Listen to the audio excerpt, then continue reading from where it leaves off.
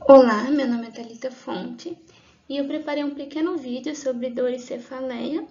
E esse vídeo é um trabalho da disciplina de Neurologia do curso de Terapia Ocupacional.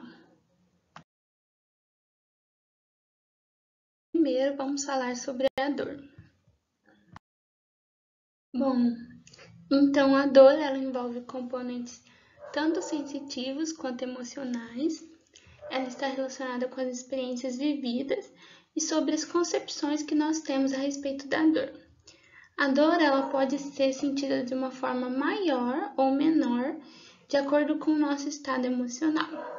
Como exemplo, a gente tem aqui a imagem de uma pessoa com angina de peito, né? Que é o exemplo de uma dor unicamente dolorosa. Em contrapartida, a gente tem o exemplo do parto, que é uma dor real, mas que também envolve aspectos emocionais e psíquicos que podem trazer uma sensação diferente a respeito dessa dor.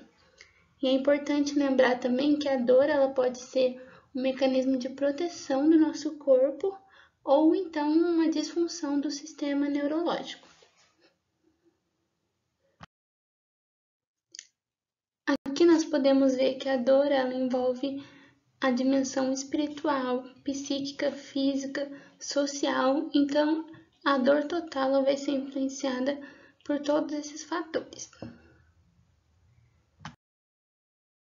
Bom, então, primeiro de tudo, quando a gente está pesquisando a dor, é importante a gente fazer uma boa anamnese, né?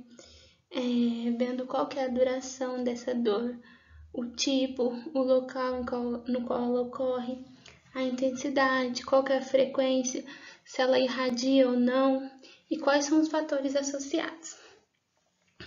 A dor, ela se dá por diversos mecanismos, né? Sendo eles a transdução, a condução, a transmissão, a percepção e a modulação. O que seriam esses mecanismos? A transdução é a mudança do estímulo periférico em um estímulo elétrico-químico que leva a informação por meio do neurônio. Já a condução é a condução do estímulo periférico pelo primeiro neurônio nociceptivo, feito pelas fibras delta e C pouco mielinizadas. Como ocorre então agora a transmissão? O que é a transmissão, né? A transmissão seria a passagem do estímulo nociceptivo do primeiro para o segundo neurônio. Isso ocorre lá no corno posterior da medula. Também nós temos a percepção da dor, que é quando esse estímulo percorre todo o trato espinotalâmico e chega no nível do tálamo. E até antes de chegar no córtex, já é possível a gente ter a percepção dessa dor. E por fim tem a modulação, que é uma via inversa, né, que vem das vias superiores, e elas tentam controlar a transmissão, que é a passagem do primeiro para o segundo neurônio.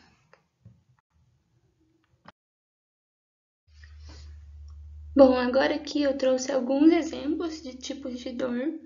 Lembrando que a dor aguda ela é nociceptiva, é uma dor de sobrevivência, e a dor crônica é aquela que ocorre por mais de 3 meses. Como exemplo de dor aguda, eu coloquei aqui aquela dor que a gente sente após fazer um grande esforço físico, ou quando a gente bate alguma parte do nosso corpo, ou então aquela dor que a gente sente após algum procedimento cirúrgico. Esses seriam os exemplos de uma dor aguda, que ela vem, mas ela passa com rapidez, ela não se cronifica, né? E aqui com o exemplo de dor crônica eu trouxe a enxaqueca, as lombalgias e a fibromialgia, ou seja, são quadros em que a dor permanece por um longo período de tempo, né? E com o exemplo de dor recorrente, a enxaqueca também poderia ser um exemplo. Nós temos aqui as cólicas também e a dor de dente. A dor ela também pode ser classificada como hiperalgesia primária, hiperalgesia secundária e alodinia. O que seria isso? A hiperalgesia primária ela é conceituada como sendo o aumento da resposta ao estímulo doloroso no local da lesão, ou seja, você tem uma lesão e acaba tendo uma sensação de dor maior do que o esperado para aquela lesão. Mas isso ocorre no local da lesão.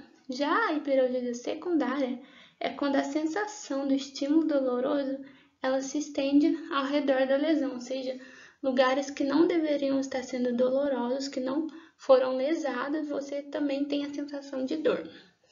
Já a alodinia é quando tem uma sensibilidade extrema, né? Quando você sente dor com fatores que geralmente não causaria dor, ou seja, muitas pessoas que têm essa sensibilidade muito forte, elas sentem dor com um simples toque ou objetos leves que normalmente não causariam dor, agora eles começam a causar dor também.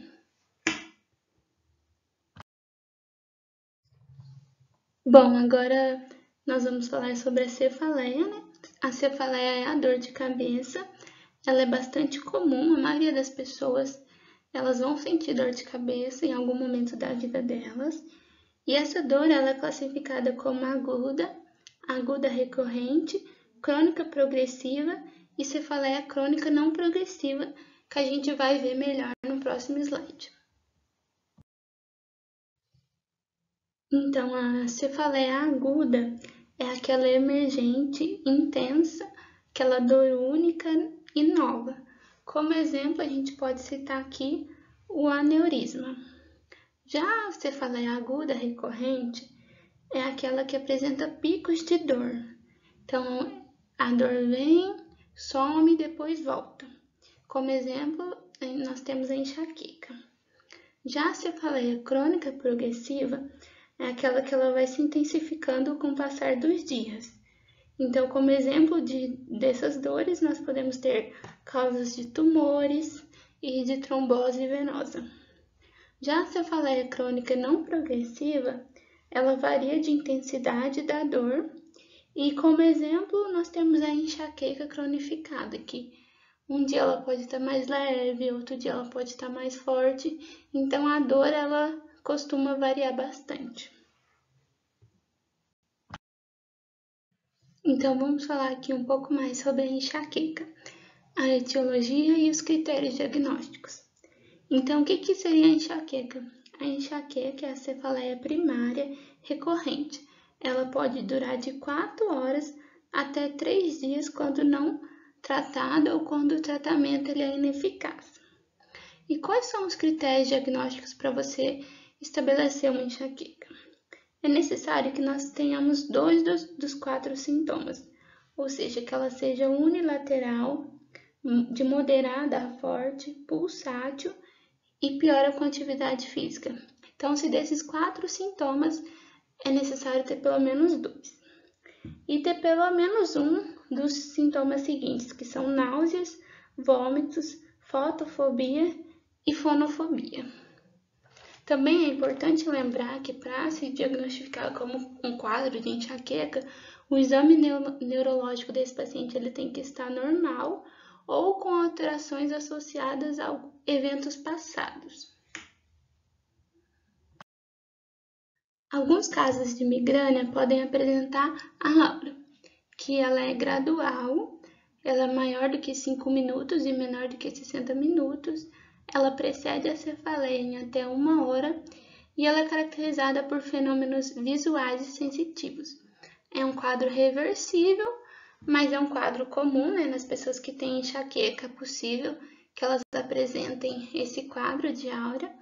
E ele, como nós podemos ver, ele pode dar alterações sensitivas nos membros superiores e também alterações visuais, como aqui a gente pode ver o espectro de fortificação. Bom, então aqui para finalizar, nesse slide eu trouxe alguns fatores que estão associados à migrânia, que seria o estresse, o sono prolongado, períodos de jejum, traumas cranianos, diversos tipos de alimentos, medicamentos, alterações hormonais, ruídos, odores, temperaturas elevadas, mudanças de pressão, alterações climáticas, exercícios intensos e privação de cafeína são alguns dos fatores que podem desencadear a migrânia. Bom, então é isso, e eu termino aqui a minha aula sobre dor e cefaleia.